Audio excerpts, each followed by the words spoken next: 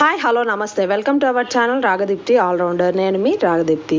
ఈరోజు మనము ఇడ్లీ ఫ్రై ఎలా ప్రిపేర్ చేసుకోవాలో చూద్దామండి. ఈవినింగ్ స్నాక్గా ఈ ఇడ్లీ ఫ్రై చాలా టేస్టీగా ఉంటుంది. ప్రాసెస్ స్టార్ట్ చేద్దాం పదండి.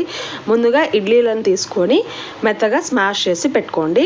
సో చూడండి, ఇలా మెత్తగా స్మాష్ చేసి పెట్టుకొని దీనికి కావాల్సిన ఇంగ్రీడియంట్స్ ఆనియన్, పచ్చిమిర్చి కట్ చేసుకోండి. పచ్చిమిర్చి కారం ఒకటే మనకి కాబట్టి కారానికి తగ్గట్టు పచ్చిమిర్చి, ఒక ఆనియన్, కొద్దిగా కరివేపాకు, కొద్దిగా గోడంబి, తిరువాత దినుసులు, ఆవాలు, జీలకర్ర, శనగబాలు తీసి పెట్టుకోండి. తర్వాత స్టవ్ ఆన్ చేసి కడాయి పెట్టి కొద్దిగా ఆయిల్ వేసి, ఆయిల్ హీట్ అయిన తర్వాత తిరువాత దినుసులు ఇందాక చూపించాను కదా అవి వేసేసి కొద్దిగా గోడంబి కూడా వేసి బాగా ఫ్రై అవ్వనివ్వండి. తర్వాత ఆనియన్, పచ్చిమిర్చి, కరివేపాకు కూడా వేసి బాగా ఫ్రై అయితే అప్పుడు కొద్దిగా చిటికెడంత పసుపు కూడా వేసి బాగా ఫ్రై చేయండి.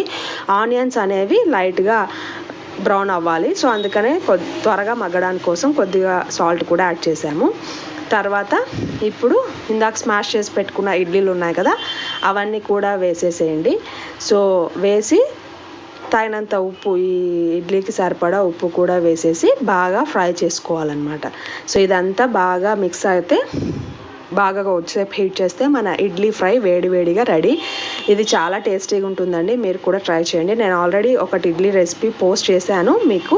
అది ఒట్టి కారంతో చేశాము, ఇది పచ్చిమిర్చి. సో రెండు ట్రై చేసి ఏది బాగుందనేది కామెంట్ సెక్షన్లో తెలియజేయండి. మీకు నా వీడియోస్ నచ్చినట్టయితే please like, share and subscribe to my channel Ragadeepti allrounder.